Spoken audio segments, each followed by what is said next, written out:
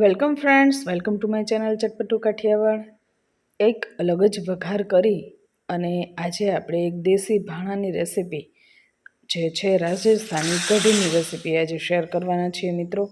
ચોમાસાની સિઝન હોય અને રોટલો ડુંગળીનું ખાર્યું અને જો કઢી જમવામાં મળી જાય ને તો એની વાત કંઈક અલગ જ હોય.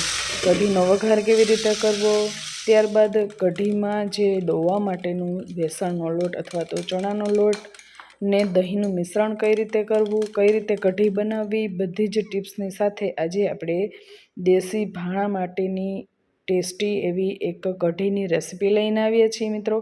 તમને દેશી ભાણામાંની કઈ કઈ રેસીપી ગમે છે એ જરૂરથી કમેન્ટ કરીને કહેજો, અને કઈ રેસીપી જોઈને સબસ્ક્રાઈબ કરીને આવ્યા છો એ પણ મને જરૂરથી કહેજો મિત્રો. તો આપણે કઢી બનાવવાની શરૂઆત કરીશું. તો રાજસ્થાની કઢી બનાવવા માટે થઈને સૌ પહેલાં આપણે લઈ લઈશું હોમમેડ દહીં. જો મિત્રો, આ ઘરે જ બનાવેલું દહીં છે. કેવી રીતે દહીં મેળવી શકાય એની રેસીપીની લિંક આપેલી હશે ડિસ્ક્રિપ્શન બોક્સમાં, અથવા તો તમે ચેનલ પેજ પર જઈને પણ જોઈ શકશો કે આવું હોમમેડ દહીં કેવી રીતે બનાવી શકાય. તો કઢી માટે 1 વાટકી દહીં અને 2 થી 3 ચમચી જેટલો મેં બેસણનો લોટ લીધેલો છે.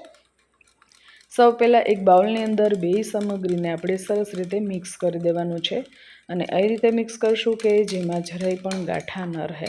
કારણ કે બેસણનો લોટ અહીંયા આપણે ચાળિયા વગરનો લીધેલો છે. તો એ બેસણનો લોટ અને દહીં બંને એકસરખા એકરસ થઈ જાય ત્યાં સુધી આપણે આ રીતે વિસ્ક કરીશું, અને આપણે ચમચાથી ચેક કરી લેવાનું છે કે જરાય પણ ગાંઠા ન રહે. તો આ રીતનું આપણે દહીં અને બેસણના લોટનો ઘોળ તૈયાર કરી લેવાનો છે, અને ત્યારબાદ એની અંદર આપણે માપ પ્રમાણે પાણી એડ કરી દઈશું. તો અહીંયા મેં 1 વાટકો દહીં લીધેલું છે, 2 ચમચી જેટલો બેસણનો લોટ લીધેલો છે, અને 2 વાટકી ભરીને જેટલું દહીં લીધું એ જ વાટકીથી ભરી અને મેં પાણી ભરીને લઈ લીધેલો છે. તો અહીંયા કઢી બનાવવા માટેનો ખોળ આપણે તૈયાર થઈ ગયો છે મિત્રો. અને આ માપથી જો તમે કઢી બનાવશો તો તમારી કઢી છે એ પરફેક્ટ જ બનશે. હવે મેઇન જે છે એ છે કઢીનો વઘાર. તો કઢીનો વઘાર કરવા માટે થઈને આપણે સૌ પહેલાં એક કઢાઈ લેશું. કઢાઈ ગરમ થાય એટલે એની અંદર આપણે 2 ચમચી તેલ એડ કરી દઈશું. એની અંદર તમે માખણ અથવા તો ઘીનો પણ વઘાર કરી શકો છો. અહીંયા રાઈ જીરું એડ કરી દઈશું. ત્યારબાદ આપણે હિંગનો વઘાર કરીશું, અને સાથે આપણે એમાં ખડા મસાલા એડ કરીશું. એમાં મેં અહીંયા તજ, લવિંગ અને તમાલપત્ર લીધેલું છે. તમે આની જગ્યાએ સૂકા લાલ મરચાંનો વઘાર પણ કરી શકો છો મિત્રો. તો અહીંયા એ બધી સામગ્રી કતળવા માંડે એટલે તરત જ એની અંદર મીઠો લીમડો અને લીલા મરચાંનો વઘાર કરી દઈશું. અને ત્યારબાદ હજુ પણ એક સામગ્રી એડ કરવાની બાકી રહી ગઈ છે, એ છે આદું. અને એનો મેઇન જે કઢીનો વઘાર કરવાની મેઇન સામગ્રી છે એ પણ હજુ બાકી છે, અને એ છે મેથીના કુરિયા. મેથીના કુરિયાની જગ્યાએ તમે કઢીમાં આખી મેથીનો પણ વઘાર કરી શકો છો. જો તમારા ઘરનાને ફાવે તો તમે આખી મેથી પણ લઈ શકો છો. અહીંયા હું મેથીના કુરિયા લઈ રહી છું કે જેનો ટેસ્ટ છે એ કઢીમાં ખૂબ જ સરસ આવે છે. મીડિયમ ગેસની ફ્લેમ ઉપર આપણે મેથીના કુરિયાને પણ સરસ રીતે સંતળાવા દઈશું. બધો જ વઘાર સરસ રીતે બેસી જાય એ માટે થઈને સરસ રીતે આપણે આ રીતે હલાવી લઈશું. મિત્રો, કઢીનો જે વઘાર હોય છે ને એ જ મુખ્ય હોય છે. કઢીનો વઘાર જો સરસ બેસે ને તો તમારી કઢી છે ને એકદમ સુપર ટેસ્ટી બને છે. તો અહીંયા આપણે કઢીનો વઘાર રેડી થઈ જાય એટલે તરત જ આપણે જે મિશ્રણ તૈયાર કર્યું હતું બેસણનો લોટ અને છાશનું એ એની અંદર આપણે એડ કરી દઈશું. અને ગેસની ફ્લેમ સાવ ધીમી કરી દેવાની છે. અને કઢી જ્યારે પણ આપણે બનાવીએ ને ત્યારે ગેસની ફ્લેમ ધીમી જ કરી દેવાની, કે જેને કારણે આપણી કઢી છે એકદમ પાકીને ટેસ્ટી બની જાય.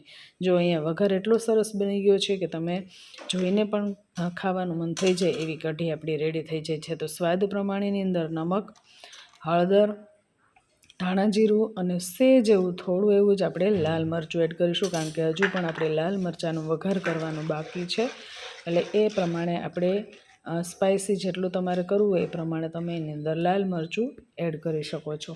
બધું જ મિશ્રણ સરસ રીતે મિક્સ થઈ જાય એટલે એને ઢાંકી અને આપણે મિનિમમ 3 થી 4 મિનિટ માટે ચડવા દઈશું. તો જ્યારે પણ કઢી ઘાટી થઈ જાય ને એટલે સમજી જવાનું છે કે આપણી કઢી પરફેક્ટ રીતે પાકી ગઈ છે. જો આ રીતનું ઉપરનું લેયર ઘાટું થઈ જાય એટલે આ રીતે હલાવી લેવાનું, બધું સરસ રીતે મિક્સ કરી દેવાનું, કે જેને કારણે એક રસ થઈ જાય બધું બેસણનો લોટ, છાશ અને બધું સરસ રીતે પાકીને સરસ એવી કઢી આપણી રેડી થઈ જાય. જો આપણે હલાવીને જોઈ શકીએ છીએ કે એકદમ ઘાટું મિશ્રણ રેડી થઈ ગયું છે. જેવી પરફેક્ટ કઢી આપણી હોવી જોઈએ ને એ કઢી આપણી અહીંયા તૈયાર થઈ ગઈ છે. અને ગેસની ફ્લેમ ધીમી રાખવાની અને એક વાતનું ખાસ ધ્યાન રાખવાનું કે કઢીને બિલકુલ પણ ઉભરાવા નહીં દેવાની. તો અહીંયા કઢી આપણી તૈયાર થઈ જાય એટલે એના વઘારની તૈયારી કરીશું. તો વઘાર કરવા માટે થઈને અહીંયા મેં એક વઘારિયામાં 2 ચમચી જેટલું તેલ લીધેલું છે. અને ખારી કઢી બનાવી રહીએ છીએ એટલે એમાં લસણનો વઘાર જે છે ને એ ખૂબ જ સરસ લાગે છે. તો અહીંયા તેલમાં હિંગ એડ કરી દેવાની છે અને 1 ચમચી જેટલું મેં વાટેલું લસણ લઈ લીધેલું છે. આ વાટેલું લસણ સરસ રીતે સંતળાઈ જાય એટલે ગેસ આપણે બંધ કરી દઈશું. અને જ્યાં કઢી રાખેલું છે ત્યાં આપણે એ વાસણને લઈ જઈ અને લાલ મરચું અને લસણ સરસ રીતે સંતળાઈ જાય એટલે તરત જ એ વઘાર આપણે કઢીમાં કરી દઈશું. મિત્રો આ જે વઘાર જો કરવામાં આવે છે ને એને લીધે જ કઢીનો ટેસ્ટ છે ને અનેરો થઈ જાય છે. તમે જરૂરથી ટ્રાય કરજો અને ટ્રાય કરીને કમેન્ટ કરીને કહેજો કે આ રાજસ્થાની કઢીની રેસીપી તમને કેવી લાગી છે. હવે એ જ વઘારિયાને આ રીતે કઢીમાં બોળી દેવાનું છે, જેને કારણે એનો જે વઘારનો ટેસ્ટ છે ને એકદમ સરસ કઢીમાં બેસી જાય. તો અહીંયા આપણી રાજસ્થાની કઢી છે એ રેડી થઈ ગઈ છે. મિત્રો કઢીની રેસીપી ગમે તો એક લાઇક જરૂરથી આપી દેજો. ચેનલ પર નવા હોય તો સબસ્ક્રાઈબ જરૂરથી કરી દેજો. સબસ્ક્રાઈબ કરી બેલ આઇકન દબાવી ઓલ દબાવી દેશો, જેને કારણે આવા નવા વિડીયોઝના નોટિફિકેશન છે ને આપ સુધી મળતા રહે. મિત્રો તો અહીંયા કઢી આપણી રેડી થઈ ગઈ છે એને સાઈડમાં રાખી દઈશું. અને કઢી તૈયાર થઈ ગઈ ત્યારબાદ મેં આ રીતનો રોટલો બનાવેલો હતો.